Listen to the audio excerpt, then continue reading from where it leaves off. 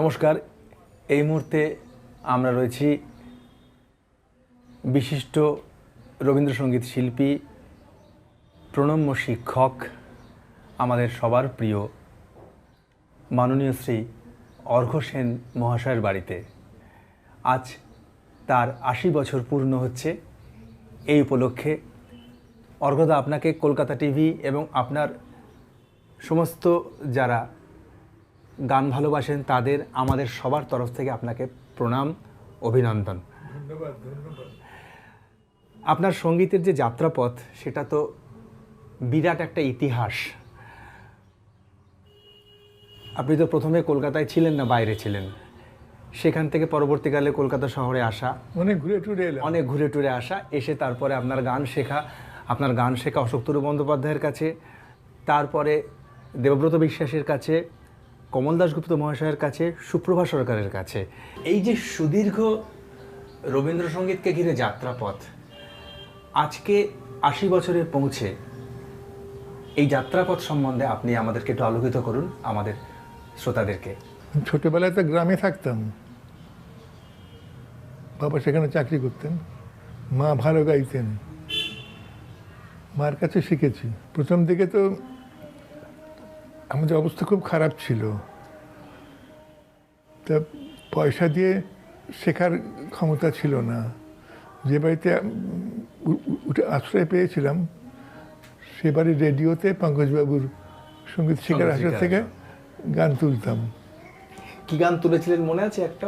একটা মনে পড়ছে, যেমন আমারে তুমি অশেষ করেছো। তারপর সঙ্গীত শিক্ষার আসরের তারপরে তো ম্যাট্রিক পরীক্ষা এসে গেল, অশোকতরু বন্দ্যোপাধ্যায়ের কাছে। তাই ম্যাট্রিক পরীক্ষা এসে যাওয়ার ব্রেক হলো। তারপরে পরীক্ষা হয়ে গেলে আবার খোঁজ নিয়ে জানলাম যে অশোকদা ক্লাস উঠে গেছে। আচ্ছা। যে বাড়িতে ক্লাস হতো সেই বাড়ির মালিক আবার দেবব্রত বিশ্বাসের বন্ধু। আচ্ছা। তিনি আমায় বললেন যে জর্জ দেবব্রত বিশ্বাস বাড়িতে ক্লাস নিচ্ছে, আপনি গিয়ে খোঁজ নিন। তা আমি গেলাম। আচ্ছা, আমি এই যে জায়গাটা আসতে চাইছি, যে পঙ্কজ মল্লিকের কাছে তার সঙ্গীত শিক্ষার আসরে গান শেখা, অশোকতরু বন্দ্যোপাধ্যায়ের কাছে গান শেখা এবং দেবব্রত বিশ্বাসের কাছে গান শেখা, তিনজন বিশিষ্ট রবীন্দ্রসঙ্গীত শিল্পী এবং তিনজনই পুরুষ কণ্ঠের রবীন্দ্রসঙ্গীত শিল্পী। এই তিনজনের থেকে গান শেখবার সময় কি ধরনের আপনার মানসিকতা কাজ করতো? গানটা কিভাবে নিতেন আপনি? কোন কোন দিক থেকে নিতেন?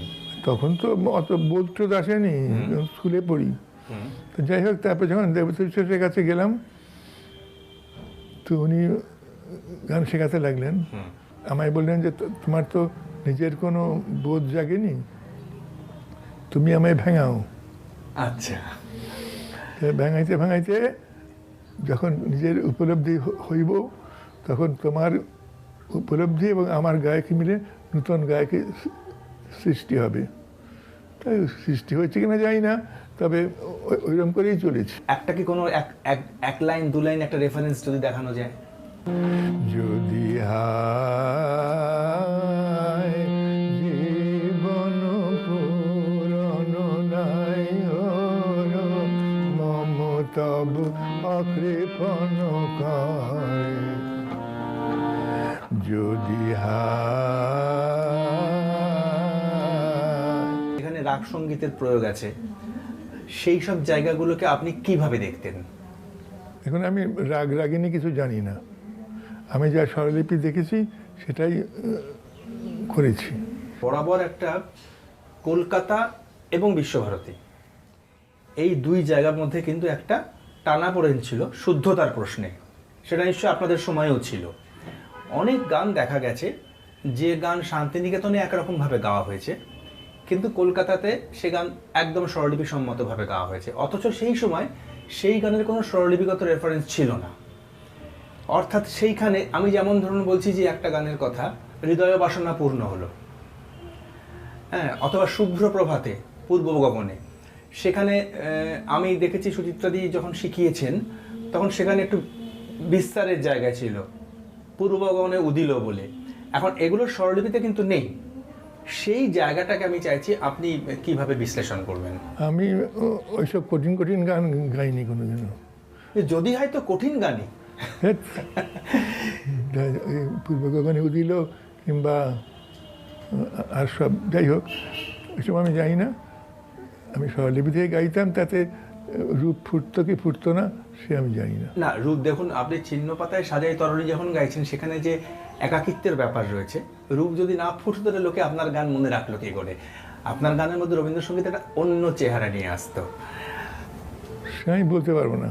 আচ্ছা, এবার আমি একটা অন্য প্রসঙ্গে যাই। সেটা হচ্ছে যে তখনকার দিনে যে রেকর্ডে রবীন্দ্রনাথের গান করেছিলেন, তখন তো আজকের মতো এত টেকনিক্যাল ফেসিলিটি ছিল না। স্ট্রেট মাইক্রোফোনে গান করতে তো সব রেকর্ডিং একসাথে হতো। সেইখানকার কিছু অভিজ্ঞতা বলুন না আমাদের শ্রোতাদের জন্য। আমাদের তো ধরুন এক এক দিনে 3-4 জনের রেকর্ড হয়েছে। তা আমাদের সেরকম যে খুব যে যত্ন সহকারে গাইতে পেরেছি জানি না, তবে চেষ্টা করেছি এবং তাই উতরে গেছে।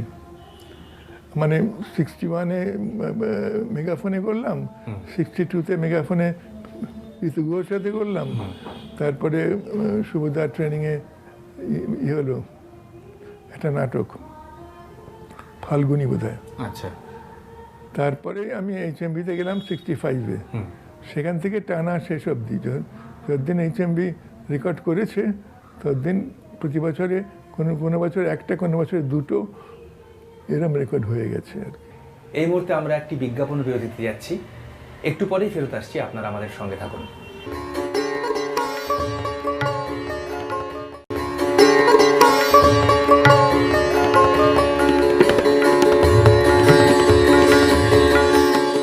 আবার ফেরত আসছি আপনার রবীন্দ্রসঙ্গীতের রেকর্ড প্রসঙ্গে। আপনি মেগাফোনের রেকর্ড যখন করলেন বা HMV-তে যখন রেকর্ড করলেন, সেই সময় তখন তো বিশ্বভারতী থেকে একজন করে ট্রেনার থাকতেন। তা আপনার সময় কে ছিলেন প্রথম যখন রেকর্ড করেন? প্রথম ছিলেন শুভজ্ঞ ঠাকুরতা, শুভজ্ঞ ঠাকুরতা। হ্যাঁ, মেগাফোনে যখন করি। তারপরে HMV-তে যখন ঢুকলাম তখন শৈলেন মুখার্জি, শৈলেনদা, আচ্ছা, তিনি কয়েকটা করেছেন। তারপরে সুচিত্রাদি করেছেন, সুচিত্রাদি বেশি করেছেন শেষ দিকে। আমি জানতে চাইছি যে আপনারা যখন রেকর্ড করতেন তখন সেক্ষেত্রে কি ট্রেনার যারা ছিলেন তারা কি আপনাদের মতামতকে গুরুত্ব দিতেন, নাকি তারা যেটা বলতেন সেটা মেনে নিতে হতো? সেটা ওদের গুরুত্ব দিত। আমি একবার হয়তো একটা গান ফার্স্ট গাইছি, ওটা আমার গানের মানে বুঝে আমার লয় বাড়াতে ইচ্ছে করলো। সুচিত্রাদি বলে, তুই এই লয় গাইবি, আচ্ছা, এই লয় গা। সুচিত্রাদির কথা মানতেই হতো, সেরকম গিয়েছি। আচ্ছা, আপনি দেবব্রত বিশ্বাসের কাছে গান শিখেছেন। দেবব্রত বিশ্বাসের গায়কী প্রসঙ্গে আমি আসবো আপনার দৃষ্টিভঙ্গিতে। তার আগে জানতে চাইছি যে ওনার কাছে গান শিখেছেন এবং HMV থেকে রেকর্ড করছেন যখন সম্পূর্ণ স্বরলিপি সম্মতভাবে করতে হচ্ছে, এই দুটো জায়গা কি কোথাও টানাপোড়েন ঘটতো গান গাইবার ক্ষেত্রে? আপনার গাইতে কি মনে হচ্ছে যে আমি এটা দিতে চাইছি কিন্তু পারছি না, এরকম কিছু কখনো মনে হয়েছে? না, দেবব্রত বিশ্বাস তো একটু গাইতেন ইচ্ছে মতো, তো সেটা আমরা শিখতাম, কিন্তু রেকর্ড করার সময় সেটা করা যেত না। হ্যাঁ, সুতরাং আমরা রেকর্ড করতাম স্বরলিপি অনুযায়ী, ফলে সবসময় যে শ্রুতিমধুর হতো তা নয়। যাই হোক, দেবব্রত বিশ্বাস যে শেখাতেন, গান শেখাতেন, কোনো জায়গায় স্বাধীনতা গ্রহণ করে আপনাকে হয়তো শুনিয়েছেন, সেরকম একটা ছোট্ট যদি আপনি আমাদের রেফারেন্স দেখান, এটা আমাদের শ্রোতারা জানতে পারবে একটা ইতিহাসকে। যদি আমি চঞ্চল হই, আমি সুদূরের পিয়াসী, এই জাতীয়। আচ্ছা, আমি চঞ্চল আমি সুদূরের পিয়াসী, আমি চঞ্চল আমি সুদূরের পিয়াসী, আমি চঞ্চল আমি সুদূরের পিয়াসী, আমি চঞ্চল। আমি আরেকটা প্রসঙ্গে আসব, একটি বিশেষ গান প্রসঙ্গে, যে গানটা আমি যখন প্রথম আপনার গলায় শুনি, পাদপ্রান্তে রাখো সেবকে, গানটি যেহেতু ব্রাহ্ম সমাজের শেষ গান 11ই মাঘে গাওয়া হয়, সেহেতু সেখানে সমবেতভাবে যেটা গাওয়া হতো, আমার বহুবার শোনবার সুযোগ হয়েছে, তার যে রূপটা ছিল, আপনার গানে গিয়ে পুরো স্বরলিপিটা পেলাম। কোন সুরটাকে আপনার মনে হয়েছে যে রবীন্দ্রনাথের দেওয়া, রবীন্দ্রনাথের কি দুটোই দেওয়া, এটা আপনার কি মতামত? না, রবীন্দ্রনাথের গান তো স্বরলিপিতে আমরা পাই, ঠিক তাই। এখন রবীন্দ্রনাথ যাদের শিখিয়েছেন তাদের তো আমরা পাই না। যেমন পুরনো ইন্দিরা দেবী কিংবা শান্তিদেব ঘোষ, এদের আমরা পাইনি। ওদের ছাত্রছাত্রীরা কাছে আমরা কিছু গান শিখেছি। তাদের যা গায়কি ছিল, সে ভালো মন্দ যাই হোক নিতে হতো, তারপরে আমরা রং চড়াতাম। রবীন্দ্রসঙ্গীত জগৎকে বাদ দিলেও আমরা জানি যে অতুল প্রসাদ, দ্বিজেন্দ্রলাল, রজনীকান্তের গানে আপনার একটা আলাদা রাস্তা ছিল, এবং আধুনিক বাংলা গানেও সম্ভবত। আপনি কমল দাশগুপ্তর কাছে তালিম নিয়েছেন, সেই প্রসঙ্গে, কমল দাশগুপ্তর প্রসঙ্গে, আপনার তালিম প্রসঙ্গে আপনি কিছু বলুন। আমি যখন প্রথম রেকর্ড করে কমলদাকে পেলাম, কমলদার গাইতে বললেন, আমি গান শোনালাম, উনি বললেন কিচ্ছু হয় নাই, 1 বছর গলা সাধো।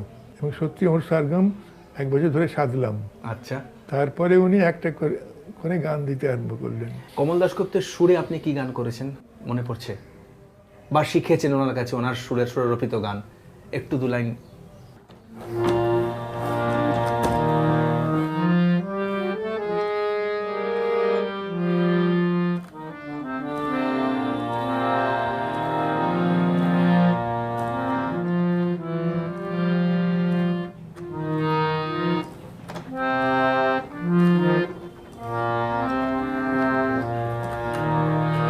এমনি বরষা ছিল সেদিন, সে আরে প্রদীপ ছিল মনে, তবু হাতে ছিল আলো ছবি, মনে কি পড়ে।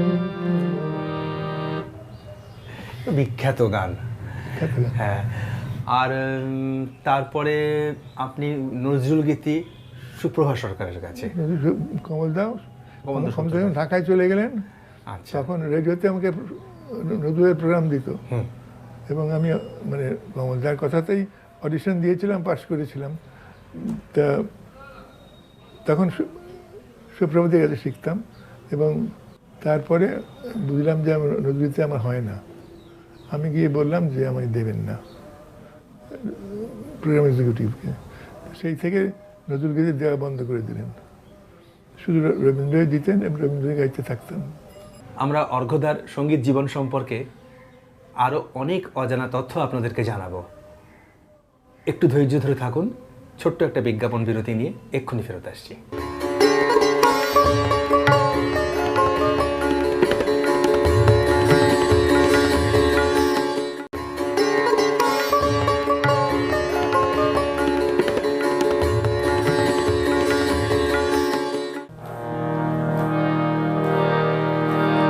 শাওন রাতে যদি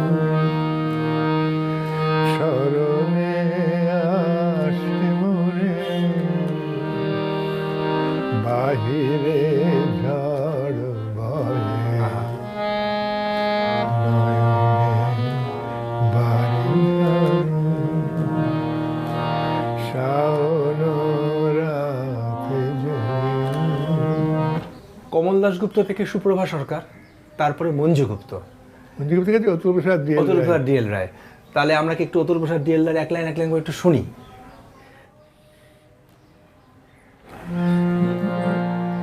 এটা মঞ্জুগুপ্তের কাছে শেখা না, এটা দিলীপ রায় মানে রজনীকান্তের দৌহিত্র, হ্যাঁ।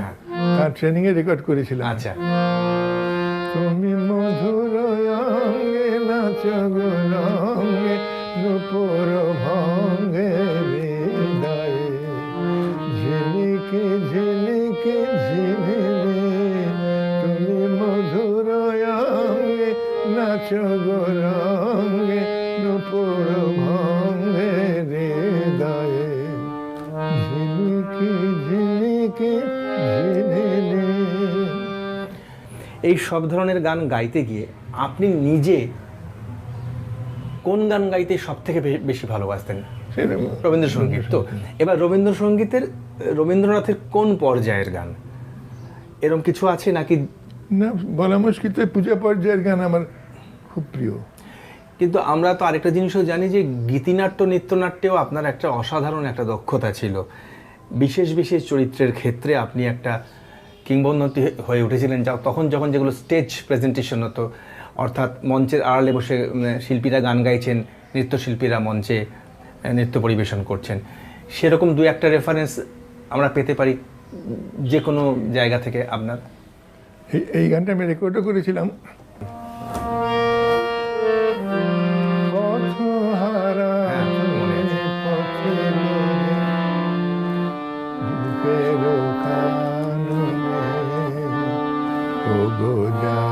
মায়ের খেলা।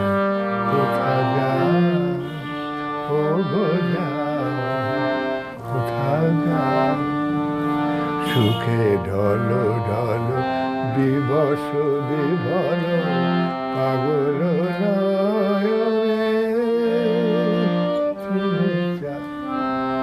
কারে চাও তুমি চাও কারে চাও। তখন মিউজিক বোর্ড যে দেবব্রত বিশ্বাসের গান আটকে দিয়েছিল সে সম্পর্কে আপনার কিছু মতামত পেতে পারি নিশ্চয়ই? একবার রেডিওতে একটা গান গাইলেন, তোমার শেষের গানে রেশ নিয়ে গানে চলে এসেছি, সেটা বিকট মানে নাট্যরূপ। তা আমাকে অফিসে হাসাহাসি করতো, তোমার গুরু তো এরম গাইলেন। তা আমি আর কি বলবো। তো গীতা সেন, গীতবিতানের, হ্যাঁ, তিনি আমায় বললেন যে অর্ঘ্য, জর্জ একই করছে, কিছু বলো। আমি বললাম যে দেখুন, আমাকে তো মানায় না ওকে কিছু বলা, আপনি যদি বলেন বলবেন তো চলো আমার সঙ্গে। ওর সঙ্গে গীতাদির সঙ্গে গেলাম জর্জার ঘরে। তা গীতাদি বলেন, কি করছো জর্জ এরকম? জর্জদা বলছেন যে করছি আর করুন না। এইরকম আমি এরকম শান্তিনিকেতনে একবার একটা কি উৎসবে যেন গান গাইতে উঠবার আগে আমি আর্টিস্টরা যেখানে বসে আছে সেখানে আজ আমি ইচ্ছা মতো গাইব। সেখানে কিছু স্বরলিপির বাইরে আমি জর্জদারি শেখানো, কিন্তু স্বরলিপির বাইরে। তা তখন কণিকাদি বলছেন একই করছে অর্ঘ্য। যাই হোক, বলে জর্জাকে বললাম, জর্জদা এরম হয়েছে। জর্জদা বলেন, তোমার উচিত ছিল বলা যে করছি আর করুম না, কিন্তু আবার করবা। রবীন্দ্রসঙ্গীতের একজন আদর্শ শিল্পী হিসেবে আজকের শিল্পীদের আপনি রবীন্দ্রনাথের গান গাইবার জন্য কি উপদেশ দেবেন? উপদেশ দেওয়ার কিছু নাই, আমার মনে হয় ওরা গান নিয়ে ভাবে না। গান নিয়ে ভাবলে একটু অন্য এক্সপ্রেশন আসে, সেই ভাবনাটা ওদের নেই। গলা সুরে তালে গাইছে, স্বরলিপি গাইছে, কিন্তু একটা ভাবনার যে একটা চিহ্ন থাকে তো গানের মধ্যে, নিশ্চয়ই সেটা পাই না আর। আপনার এই 80 বছর পূর্ণ হওয়ার যে পূর্ণ দিন, সেই দিনে আপনার কাছে আসতে পেরে আমি এবং আমাদের কলকাতা টিভির পক্ষ থেকে যারা এসেছেন সবাই অত্যন্ত কৃতজ্ঞ। আমরা অনুষ্ঠান শেষ করব আপনার একটি গান দিয়ে, যে গান আপনার মনে হয় যে এখন সবসময় গাইতে ইচ্ছে করে, বা রবীন্দ্রনাথ আপনাকে কিভাবে ধরা দিল, সেইভাবে আপনি একটি গান যদি আমাদের গিয়ে শোনান। যখন পড়বে না মোর পায়ের চিহ্ন এই বাটে, যখন পড়বে না মোর পায়ের চিহ্ন এই বাটে, আমি বাইব না, আমি বাইব না মোর খেয়া তরি এই ঘাটে গো, যখন পড়বে না মোর পায়ের চিহ্ন এই বাটে। চুকে দেব বেচা কেনা মিটিয়ে দেব গো, চুকে দেব বেচা কেনা মিটিয়ে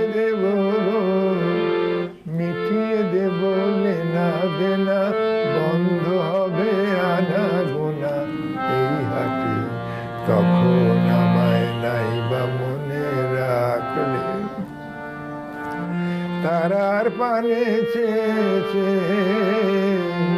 নাই ভাই আমায় ডাকলে যখন পড়বে না মোর পায়ের চিহ্ন এই ভাটে